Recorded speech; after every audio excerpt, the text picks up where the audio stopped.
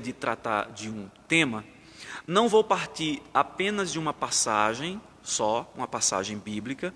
Nesse sentido, a nossa exposição nessa manhã, ela vai mesclar entre uma exposição bíblica e a exposição de um tema. Eu entendo que é uma exposição bíblica porque os textos que nós vamos ler, nós vamos entendê-los dentro do seu próprio contexto, extrair as lições para as nossas vidas. Mas eu gostaria de trabalhar 3 passagens distintas nesta manhã, tá? Eu gostaria de falar sobre o chamado que nós temos para servir uns aos outros. E aqui, no tema de hoje, eu gostaria de falar sobre o chamado para edificarmos uns aos outros, ou seja, para promover o crescimento uns dos outros. Esse material que eu vou expor nessa manhã é parte de um material que nós preparamos, se eu não me engano, no ano de 2013, 2014, quando nós ainda estávamos na congregação de Capim Grosso.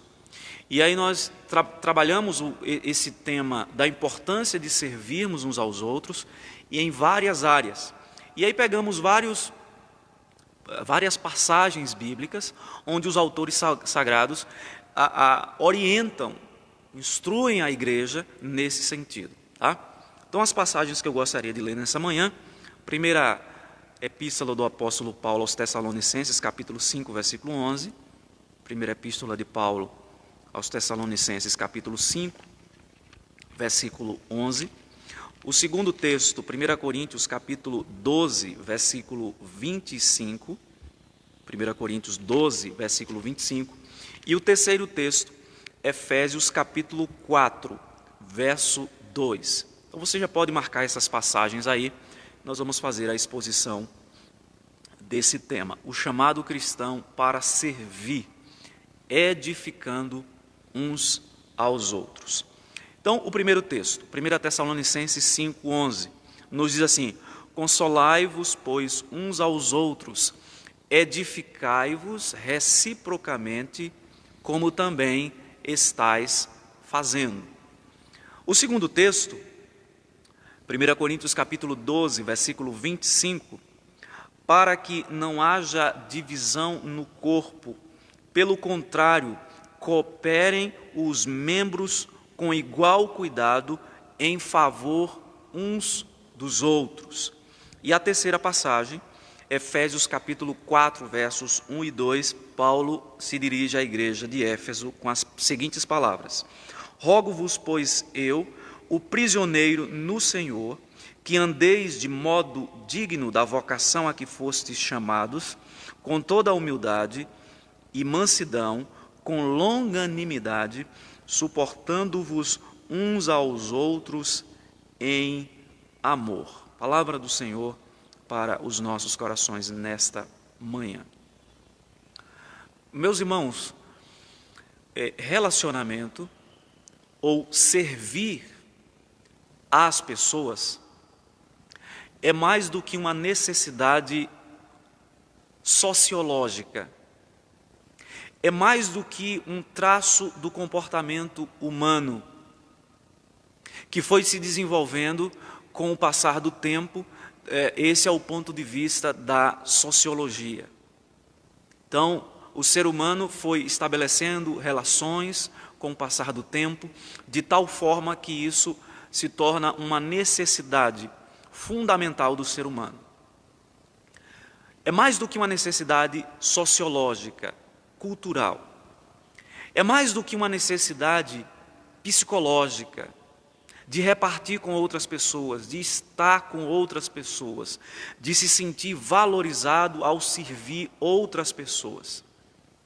Esta necessidade é fundamental porque foi o próprio Deus, no ato da criação, que colocou isto como sendo uma necessidade fundamental do ser humano. A necessidade da convivência social, das interações, das relações, dessa convivência no sentido do serviço, de nos sentirmos úteis aos outros e de fato sermos úteis ao nosso semelhante. Essa é uma necessidade que Deus impregnou o ser humano com ela. Esse é um princípio básico da criação. Viu Deus que o homem estava só e disse: far-lhe-ei uma auxiliadora que lhe seja idônea.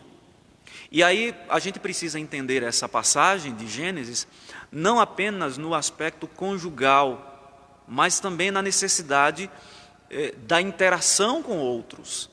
Adão tinha essa necessidade, Eva também. Mas entendo que essa necessidade de interação vem do próprio Deus. Deus vive na relação com as outras duas pessoas da divindade, o Filho e o Espírito Santo. E percebemos essa interação no princípio em Gênesis, quando Deus diz: façamos o homem à nossa imagem, conforme a nossa semelhança. Ali nós percebemos o que na teologia passou a ser chamado de conselho da Trindade. Quando caminhamos um pouco mais na história bíblica, chegamos a Babel, e ali vemos a confusão das línguas. Havia uma só língua, um só linguajar na raça humana, e Deus, naquele episódio de Babel, confunde as línguas. O ser humano colocou o propósito de construir uma torre e que chegasse até os céus e que o nome deles fosse célebre, contrariando claramente a ordem de Deus de que eles deveriam se espalhar e povoar toda a terra. E aí o texto diz: desçamos e confundamos. Então, esse princípio da interação, da necessidade de viver em sociedade, acima de tudo, é um aspecto do caráter de Deus que Ele conferiu a nós, que Ele comunicou a nós. Então, nós vemos na Escritura Sagrada muitas passagens onde os autores bíblicos falam desta necessidade, desse chamado cristão para servir.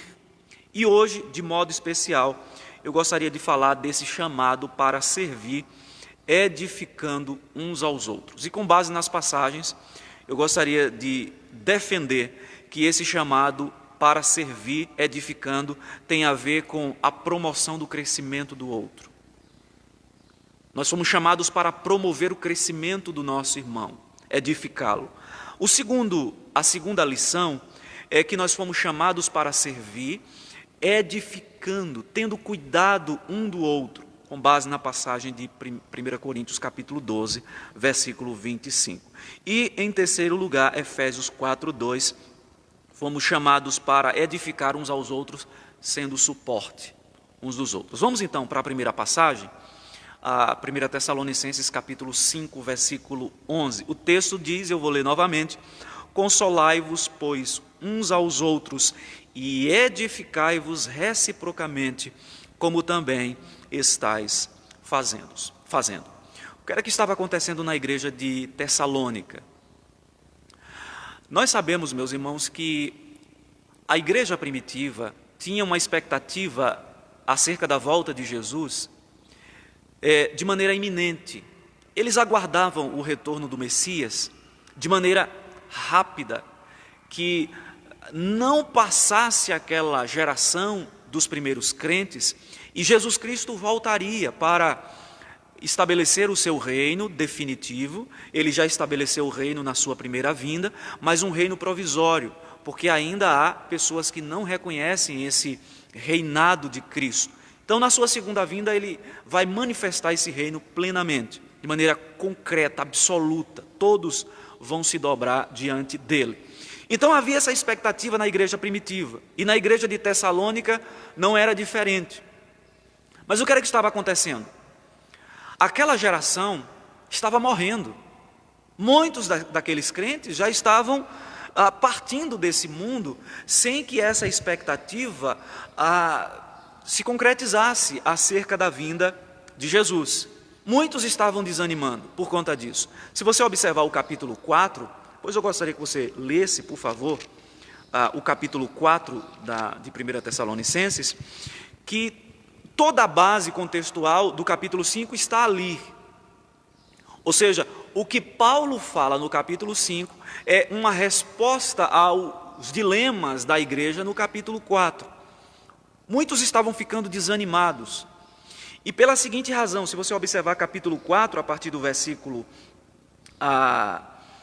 13, alguns irmãos tinham o entendimento de que os que estavam morrendo antes da vinda de Jesus teriam menos privilégios do que aqueles que estivessem vivos no momento do seu retorno.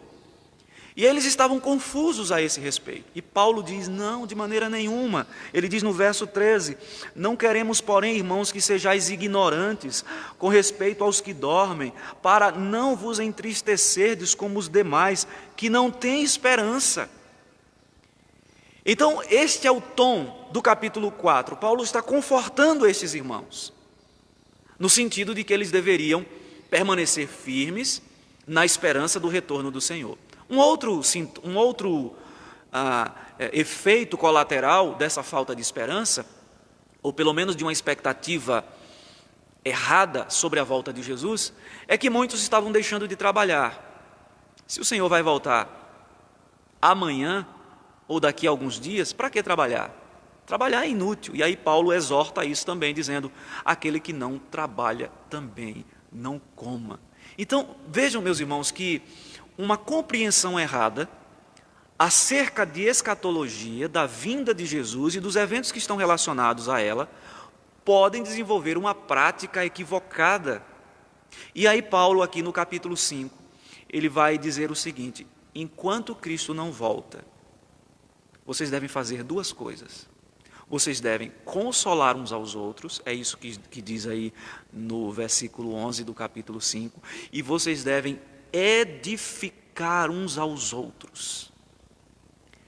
Entendo que essa passagem aqui é extremamente importante para nós também, porque nós estamos vivendo esse dilema, aguardando a vinda de Jesus, e esperamos que não demore, né? Maranata, vem Senhor Jesus, nós devemos almejar essa vinda de Cristo, mas enquanto Cristo não vem, como nós devemos nos portar nas nossas relações, nas nossas interações, e aqui de modo especial estou me referindo ao contexto da igreja, do corpo de Cristo. E entendo que essa expressão que Paulo usa aqui, edificai-vos uns aos outros, ele usa reciprocamente, como também estáis fazendo, essa exortação se aplica a nós. Devemos promover o crescimento dos nossos irmãos, devemos promover o crescimento uns dos outros enquanto Cristo não volta. E eu gostaria de trabalhar aqui essa segunda parte do verso 11, edificai-vos reciprocamente, como também estáis fazendo. Essa expressão que Paulo usa aqui, edificai-vos, literalmente significa erguer, construir. E enfatiza, meus irmãos, o processo da construção de um edifício. De vez em quando Paulo usa expressões tomadas do contexto comum, da vida comum, para se referir ao modo como a igreja deve proceder. Essa é uma das expressões que Paulo usa. A edificação, ela é tomada do contexto da construção civil mesmo, de você edificar um prédio e ir colocando bloco a bloco, viga a viga, cada parte sendo colocada no seu devido lugar. E esse é o sentido que Paulo usa essa expressão. Edificai-vos. É como se ele dissesse, olhem o processo da construção de um edifício. A igreja é a casa de Deus, é o edifício de Deus, que em outra passagem, em outra carta, ele diz, sois vós, vocês são o edifício de Deus. Deus não habita mais em templos construídos por mãos humanas. Pegando aqui a figura do Antigo Testamento, da construção do tabernáculo, posteriormente a construção do templo, depois quando ele foi destruído, reedificado, reconstruído, reformado, foi destruído uma segunda vez e novamente foi reformado. Deus não habita em templos construídos por mãos humanas. Vocês são o edifício de Deus, a casa de Deus sois vós. E aí Paulo diz, nesse processo, vocês devem edificar uns aos outros, tendo Cristo como fundamento, a pedra angular, o alicerce da igreja, e este alicerce, a partir dele, é que o edifício é construído, é erguido. Nós não precisamos mais lançar os fundamentos, porque os fundamentos já foram lançados. Quando escreve a sua carta aos Efésios, no capítulo 2, versículo 20, Paulo diz que a igreja foi edificada sobre os fundamentos dos apóstolos e profetas. E qual era esse fundamento? Cristo. Não precisamos mais lançar os fundamentos, mas precisamos sim colaborar para que este edifício continue sendo erguido, construído, não a partir do fundamento que ele já foi lançado, mas as partes de cima. A igreja é o edifício que Deus habita, composto pelos crentes em Jesus, que tem o dever de edificar uns aos outros. Nesse sentido, nós não edificamos a nós mesmos ou a finalidade dos bens e depósitos que recebemos de Deus, não tem como finalidade última a nossa promoção ou apenas o nosso crescimento, mas o crescimento e a edificação do outro. Vamos ler um texto na primeira carta de Pedro, que nós temos estudado aqui com os irmãos. A primeira carta de Pedro, no capítulo 4. Eu não anotei aqui essa passagem, mas nós estamos estudando aqui esse texto. No versículo 10 do capítulo 4 da primeira carta, Pedro diz assim: servi uns aos outros, cada um conforme o dom que recebeu, como bons dispenseiros da multiforme graça de Deus.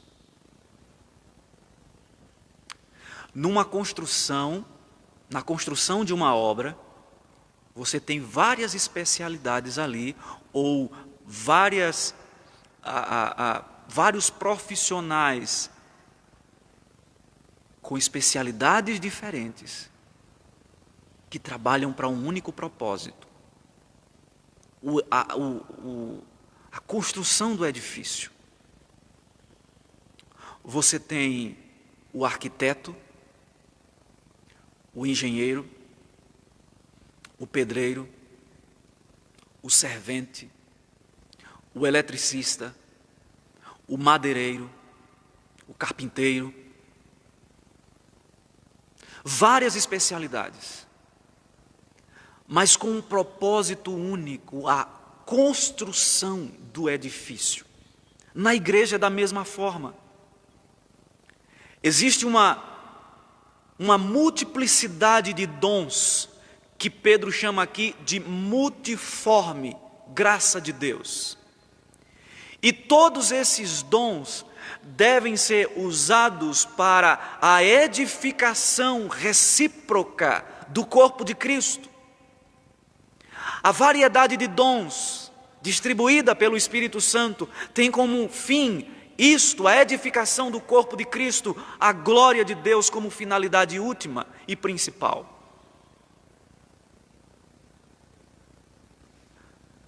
Meus irmãos, essa ideia é importante porque a Bíblia mostra que Cristo é o fundamento. Eu gostaria de ler dois textos, Lucas capítulo 20, versículo 17, e 1 Coríntios capítulo 10, versículo 4. Lucas capítulo 20, verso 17, nos diz assim: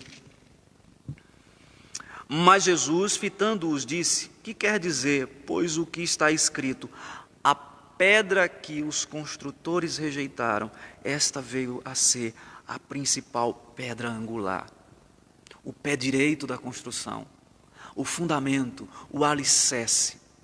E aqui Jesus está se referindo a uma passagem dos Salmos, os Salmos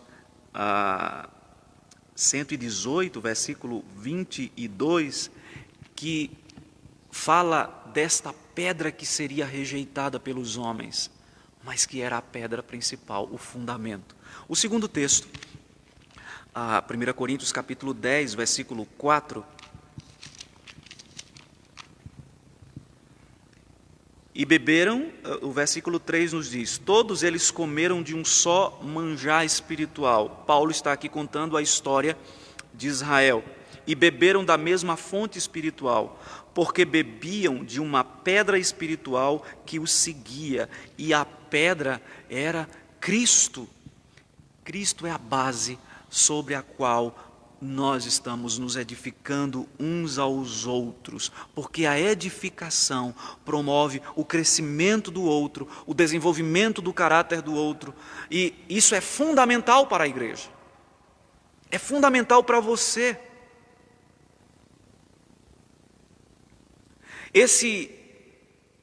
Essa expressão que aparece aqui, o verbo, é usado de forma imperativa. Mas está num sentido, no original, que indica um ato que não é só pontual, mas que deve ser repetido constantemente. É um imperativo presente. E na língua original tem esse sentido de uma ação não apenas pontual, mas progressiva. A ideia é de que nós devemos edificar uns aos outros constantemente.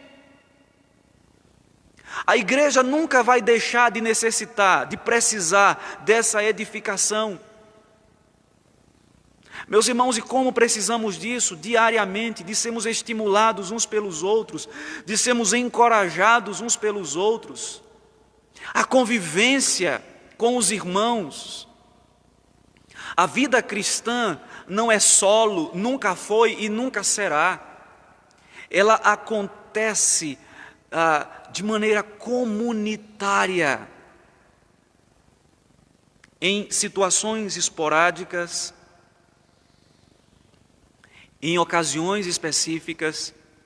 Isso se faz necessário em períodos de calamidade, em períodos de perseguições. Mas em tempos normais, a igreja sempre, e você sempre deve buscar essa edificação mútua uns dos outros. Essa é uma responsabilidade individual. Nós temos uma tendência natural de transferência de responsabilidade. Nesse aspecto aqui, como é que muitos raciocinam? Não, o dever da edificação da igreja compete ao pastor e à liderança da igreja como um todo, líderes de departamentos internos, sociedades internas, a junta diaconal, os obreiros da igreja, enfim. Mas a maneira como Paulo se dirige à igreja de Tessalônica, ele não está se dirigindo à liderança da igreja prioritariamente. Essa carta foi endereçada a toda a igreja, e nesse sentido, cada crente tem o dever, a responsabilidade de colaborar com o crescimento e a edificação do irmão. E quando a gente fala de edificação aqui, estamos falando de usar os meios para promover a maturidade cristã, exortação, ensino, repreensão, consolo, encorajamento. Você pode incluir uma série de coisas aqui, nessa expressão, edificai-vos reciprocamente. Eu mencionei há pouco o apóstolo Paulo, que diz que a igreja é o edifício de Deus. E eu gostaria de ler o texto, 1 Coríntios capítulo 3, versículo 9, que nos diz assim: porque de Deus somos cooperadores, lavoura de Deus, edifício de Deus sois vós. Qual é o contexto do capítulo 3? As dificuldades, as dissensões que haviam na igreja de Corinto relacionadas aos dons espirituais. Cada um queria se aparecer mais do que o outro. E Paulo diz: o propósito dos dons não é este. Mostrar quem tem mais proeminência. O objetivo dos dons é fazer com que vocês sejam cooperadores de Deus. Meus irmãos, que coisa maravilhosa. Isso é um privilégio que nós não conseguimos mensurar. Ao edificarmos os nossos irmãos, o nosso próximo, com o dom que recebemos, nós nos tornamos cooperadores de Deus. Esse é o propósito. Um dos propósitos dos dons espirituais. Uma igreja que cultiva a prática da edificação mútua entre os irmãos, naturalmente será uma igreja forte, que saberá lidar com as adversidades, com os desafios da caminhada e, de modo especial, desses últimos tempos que nós estamos vivendo. É urgente a igreja se levantar como cooperadora de Deus. Eu estou falando individualmente, não estou falando de igreja no seu aspecto institucional e coletivo. Eu estou falando agora de você, de mim.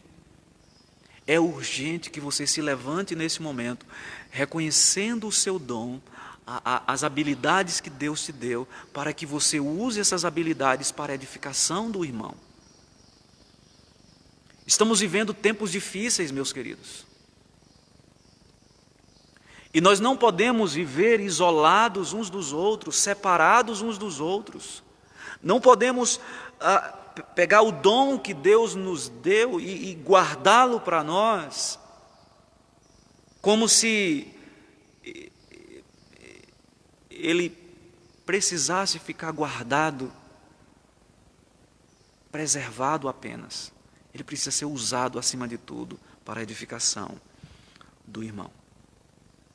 Em primeiro lugar, portanto, nós entendemos que edificamos uns aos outros promovendo o crescimento. Em segundo lugar, o texto da primeira carta de Paulo aos Coríntios, no capítulo 12, versículo 25, Paulo diz assim: para que não haja divisão no corpo, pelo contrário, cooperem os membros com igual cuidado em favor uns dos outros.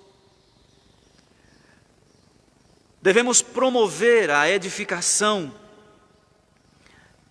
uns dos outros, tendo cuidado do nosso irmão.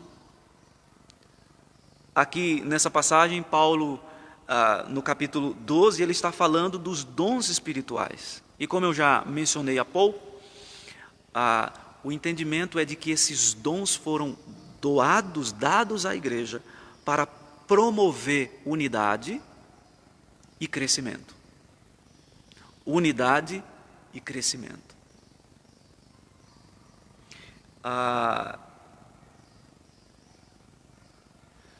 No capítulo 12, versículo 5, 4 e 5, Paulo defende, da carta aos Romanos, Paulo defende que nós somos membros de Cristo e individualmente membros uns dos outros. Então, é nesse sentido que a cooperação, nós fazemos parte de um todo maior, que é o corpo de Cristo, mas fazemos parte de um todo menor. Só a título de ilustração. Os nossos dedos, né, eles têm vários ossos. Não li qual o nome desses ossos, mas me parece que tem um que se chama falange.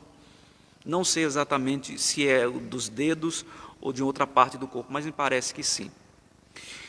Então, isso aqui faz parte, é uma parte de um todo, de um corpo, mas faz parte de uma parte menor do corpo, que é a mão. Cada mão tem um dedo, e cada dedo é composto de partes menores. E cada parte menor é importante para o funcionamento do todo, como uma pequena peça na engrenagem. Você pega uma engrenagem, ela é complexa. Várias peças, algumas maiores, catracas maiores, outras catracas menores, engrenagens menores, mas todas essas partes pequenas são importantes para o funcionamento do todo. Quando Paulo diz aqui que, para que não haja divisão no corpo, pelo contrário, cooperem os membros com igual cuidado em favor uns dos outros, é isso que Paulo está querendo ressaltar, que cada parte do corpo, cada membro, é importante nesse processo de construção e de edificação de Cristo, da igreja de Cristo. Eu chamo a atenção aqui dos irmãos para a palavra cooperar, que significa ter cuidado, preocupar-se com alguém, procurar promover os interesses do outro, assumir a responsabilidade de alguém ou por alguém. Ou seja, é uma vida voltada para o outro e não para si mesmo. Há um apelo aqui para nos preocuparmos com o nosso irmão, com o nosso próximo. Eu entendo que essa exortação é urgente, porque nós vivemos um tempo que se caracteriza, entre outras coisas, pelo individualismo. Nós vivemos isoladamente, confinados nas nossas próprias casas, e aqui a ideia de que nós devemos nos preocupar com o outro. E vejam que essa exortação foi feita a uma igreja que é muito conhecida pelos seus problemas internos.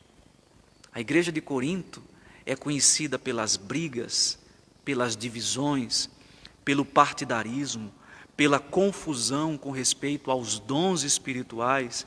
Esse é o retrato, meus irmãos, da igreja de Corinto. E diante desse cenário, que Paulo já havia percebido como pastor daquela igreja, por isso ele escreve a primeira carta, trazendo exortações tão pesadas contra a igreja. Ele diz: cooperem uns com os outros, pelo amor de Deus. Parem com esse negócio de ficarem dizendo: eu sou de Paulo, eu sou de Apolo, eu sou de Cristo. Não pode haver esse tipo de comportamento e de atitude no meio de vocês.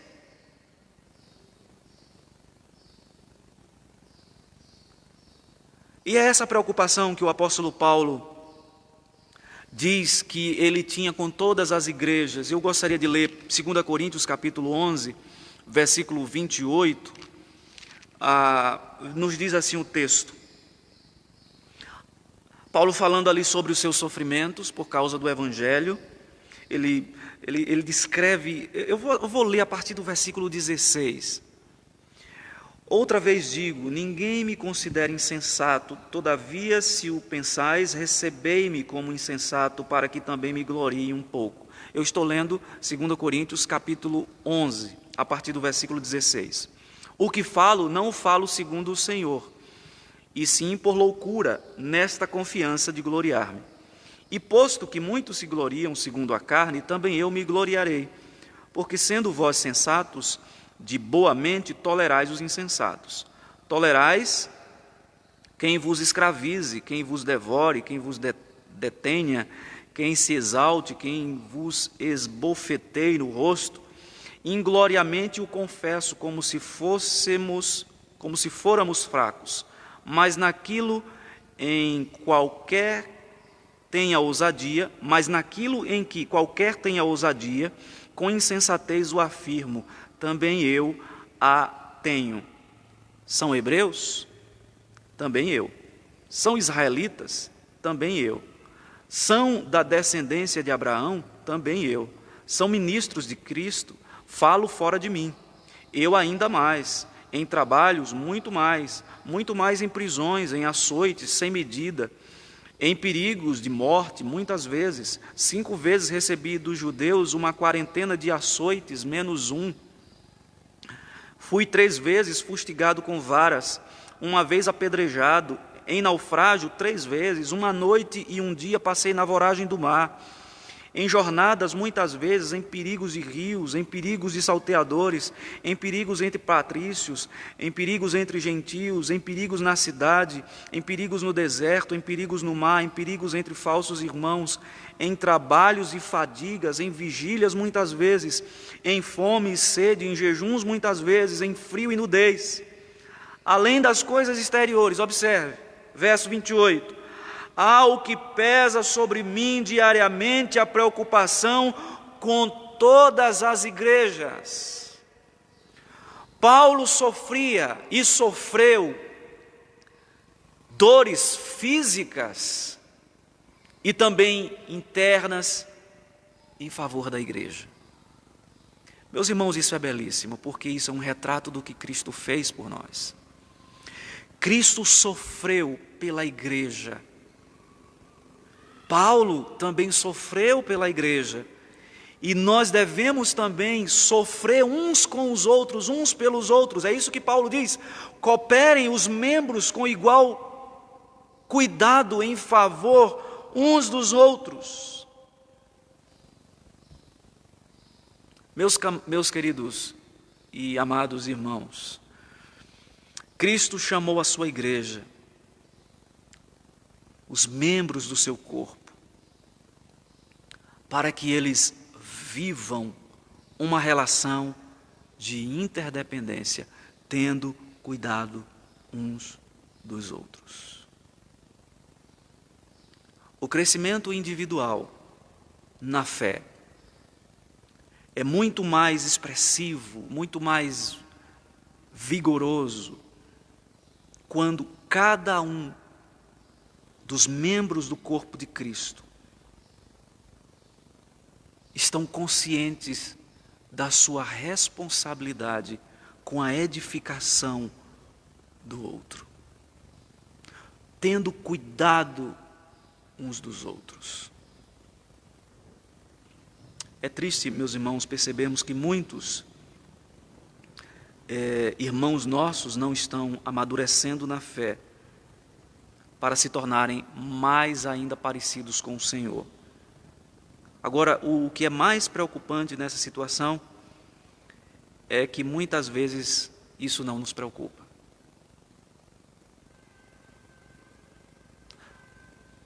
O que o irmão é, o que ele faz, a maneira como ele desenvolve a vida cristã dele, diz respeito a ele.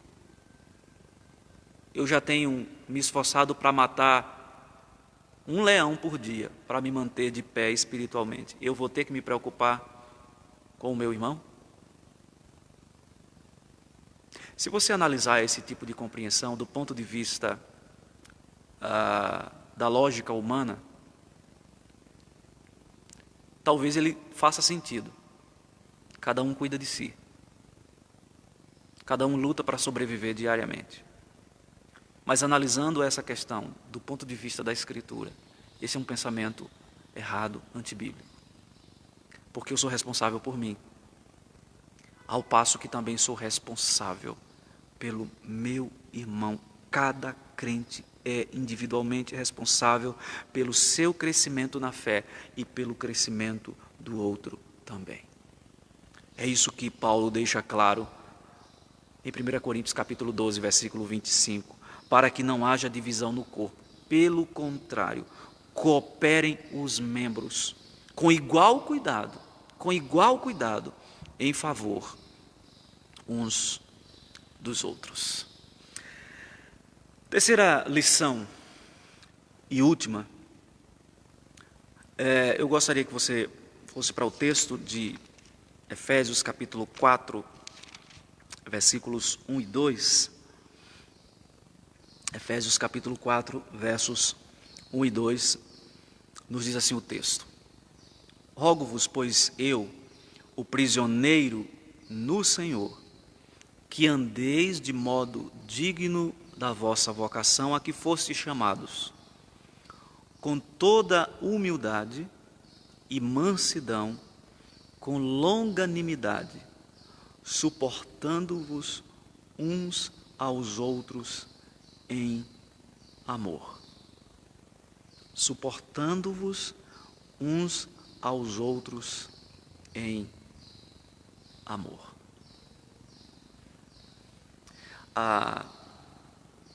Os ensinamentos de Jesus, meus queridos irmãos, é muito mais fácil falar sobre eles do que experimentá-lo na prática, nas nossas experiências cotidianas. Porque observe, a Bíblia, os ensinamentos de Deus para nós, muitas vezes vão na direção contrária da nossa maneira humana de perceber as coisas, de conceber a realidade, de interpretar os fatos, de interpretar as situações e viver. A lógica bíblica, os preceitos bíblicos, nesse sentido, são uma contracultura. Não foi à toa que Jesus, enquanto esteve aqui, os seus ensinamentos causavam estranheza e repulsa nas pessoas, e muitas delas. Porque os ensinamentos de Jesus contrariam a nossa lógica. Os ensinamentos de Jesus contrariam o nosso senso de verdade, de percepção. E aqui Paulo destaca isso. Ele diz que andeis de modo digno, ele roga, da vossa vocação a que fostes chamados, e como isso deve ser vivenciado com toda a humildade, mansidão, com longanimidade, suportando-vos uns aos outros em amor. A exortação aqui, meus irmãos, desses versos, é para que aqueles irmãos suportassem uns aos outros. E a ideia de suporte aqui é você se colocar ao lado para sustentar. Esse é o sentido. Como se fosse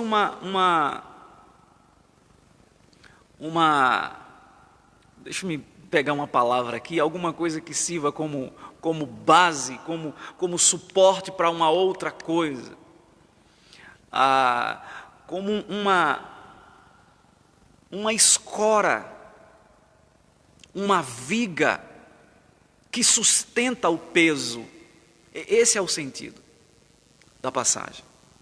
Essa palavra suportar aqui tem basicamente dois sentidos.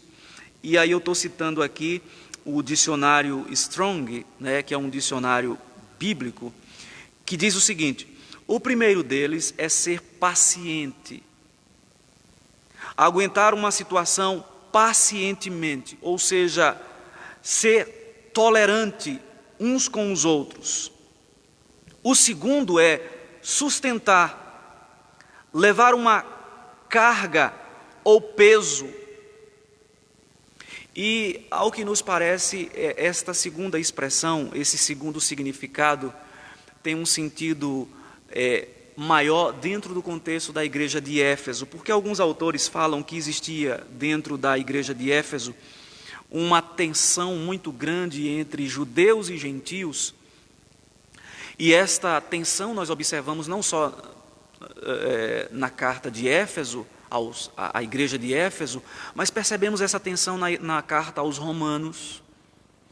Havia essa tensão nos primeiros séculos. Judeus e gentios não se bicavam, não se davam muito bem. Eles viviam essa constante tensão por uma razão específica. Os judeus ainda se achavam o último biscoito do pacote. Eles achavam que eram por demais especiais para Deus, por terem recebido todas as revelações do Antigo Testamento. Deus entregou a lei aos judeus, a primeira aliança foi feita com a nação judaica. Então havia neles essa compreensão de que eles eram o povo, eles eram os caras. E toda a tentativa de aproximação de outro povo que não corresse nas veias sangue judeu, toda a tentativa era vista de uma maneira negativa, e por muito tempo, nas primeiras comunidades cristãs, os gentios viviam nesta tensão com os judeus. É tanto que na carta aos Romanos isso fica muito claro, a ponto do apóstolo Paulo chegar nos capítulos 3 e 4 e dizer assim: pronto, ninguém é melhor do que ninguém. Deus encerrou todo mundo debaixo do pecado. E só pode ser salvo pela graça em Cristo Jesus.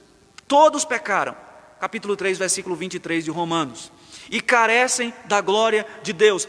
Deus encerrou todo mundo debaixo do pecado. Ninguém é melhor do que ninguém. Então, ao que nos parece, havia essa tensão na igreja de Éfeso também.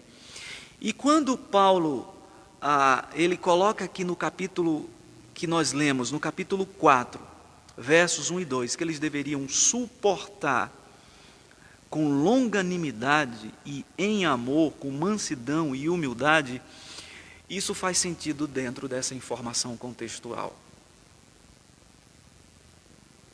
Se eles se odiavam por causa da origem, por causa de uma questão étnica,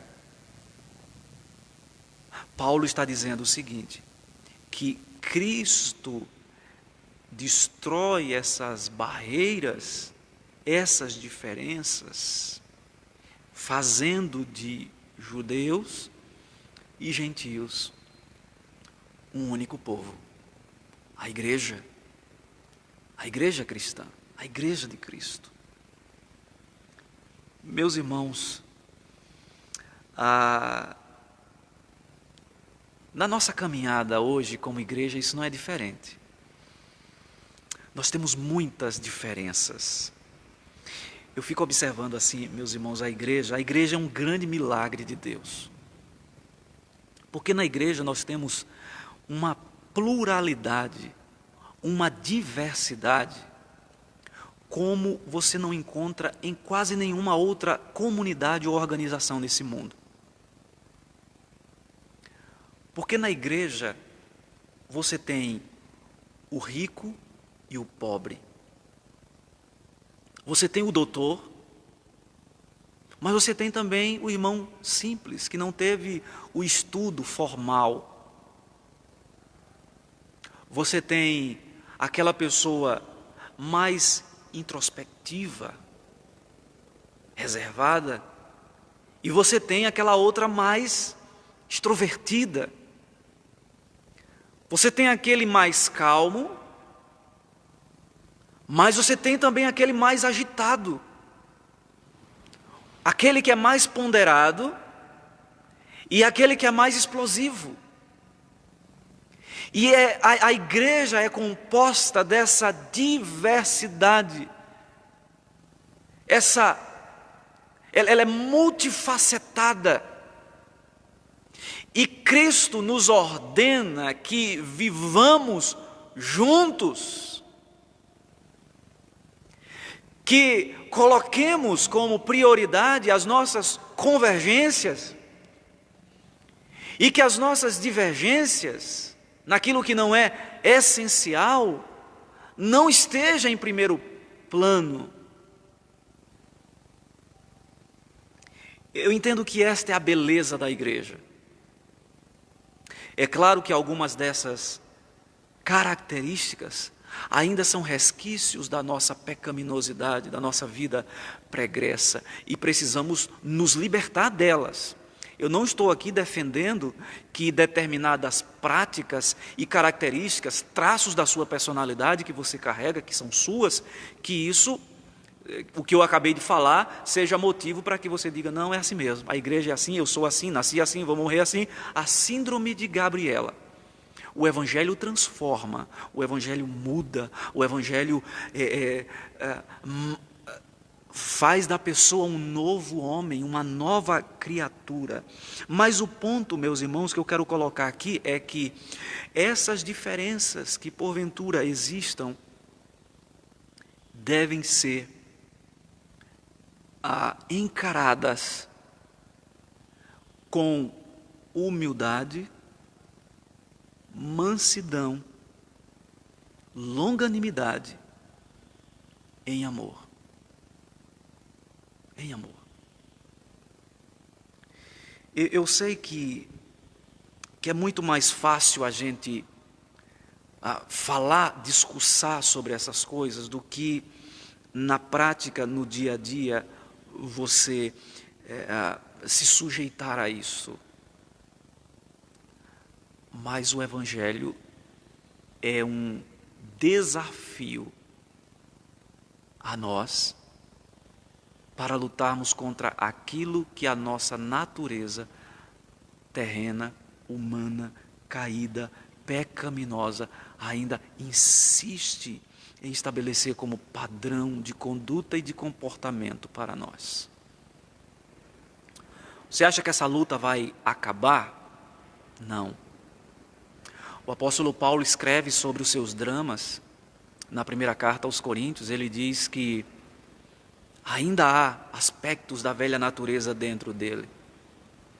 E por isso ele tem que mortificar o velho homem, ele tem que lutar contra o infeliz, para que ele não ressurja, para que ele não reviva com força dentro de nós. E vejam, quando nós deixamos de exercer os meios de graça que Deus nos deu, essas coisas tendem a surgir, a ressurgir dentro de nós.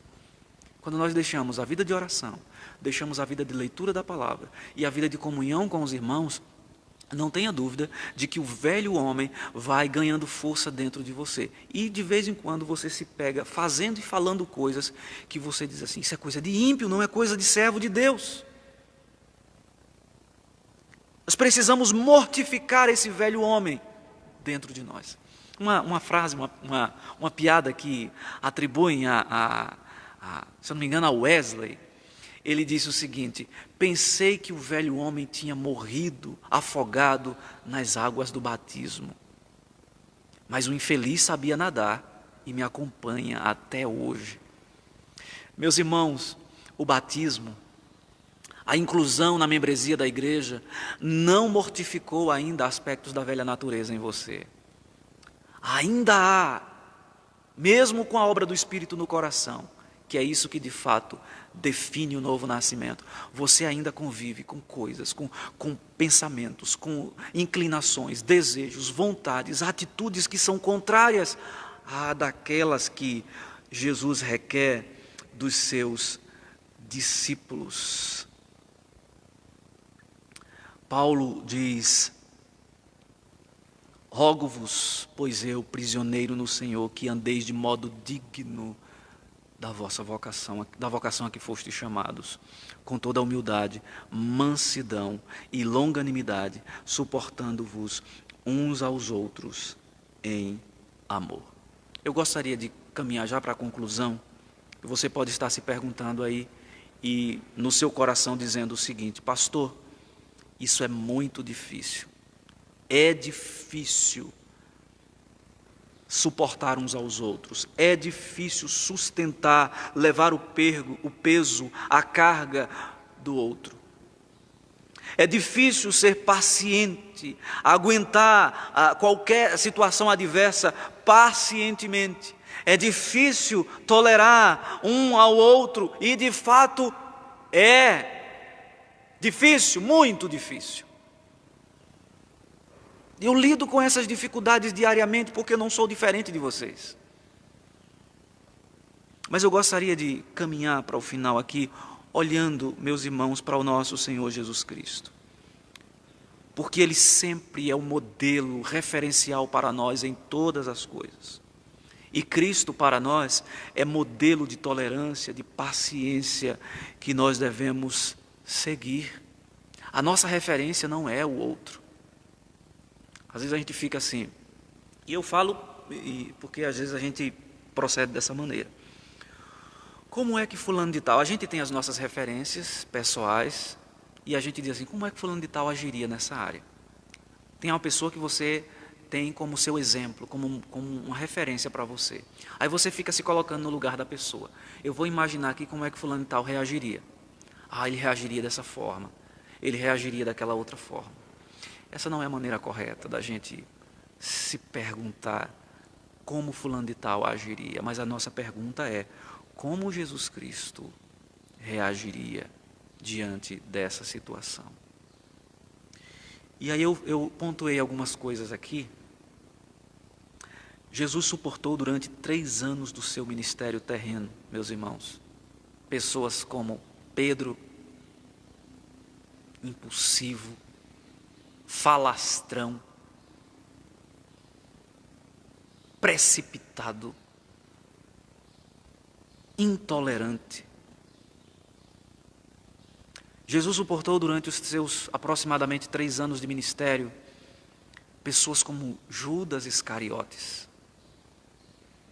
que na cena última estava sentado com Jesus à mesa, pegando pão juntamente com ele. E aí Jesus diz assim, aquele que coloca a mão comigo no prato é o que vai me trair. Meus irmãos, e nós observamos, depois você lê Evangelho segundo João, a partir do capítulo 11, é interessante que aquela cena ali toda, Jesus sabendo de tudo que Judas iria fazer, de tudo que Pedro iria fazer, e ele leva as coisas, não de uma forma, já os tratando da forma que do ponto de vista humano talvez eles merecessem o tratamento. Ele suportou, meus queridos irmãos, os discípulos, que no momento mais difícil da sua jornada, quando ele diz assim, ora comigo, eu estou angustiado, a minha alma está angustiada até a morte, eu não suporto isso, a cruz, o cálice da ira de Deus que irá se derramar sobre a minha vida é tão grande, tão intenso que eu não suporto isso, vamos orar comigo, por favor, orem comigo. E ele vai ao Getsemane, e ele se afasta um pouco, a angústia era tão grande que ele deixou os discípulos lá orando e disse, eu vou ali, vou orar sozinho. E quando ele retorna, os discípulos estavam dormindo. Os discípulos estavam dormindo. Jesus suportou esse tipo de discípulo, tipo de gente que do ponto de vista humano não merecia, porque não foi solícito no momento mais importante da vida do mestre, mas ele mesmo assim os suportou. Eu gostaria que você nessa manhã, diante da palavra de Deus, você olhasse para Cristo e entendesse essa importância da vida cristã no seu aspecto da coletividade. Nós aprendemos nessa manhã, meus queridos irmãos, que nós fomos chamados para servir uns aos outros, edificando uns aos outros. Em primeiro lugar, promovendo o crescimento. Edificai-vos reciprocamente. Em segundo lugar, tendo cuidado uns dos outros. O apóstolo Paulo, na carta aos Coríntios 12, versículo 25, 1 Coríntios 12, 25, nos diz, cooperem os membros com igual cuidado em favor uns dos outros. E aprendemos também que devemos ser suporte uns dos outros. Primeiro, sustentando, levando as cargas uns dos outros, como Cristo suportou sobre os seus ombros o peso, a carga dos nossos pecados. Que o Senhor tenha misericórdia de nós, que o Senhor nos ajude, que o Senhor nos dê o encorajamento, a disposição suficiente para observar esses preceitos da sua palavra para as nossas vidas. Amém. Vamos orar nesse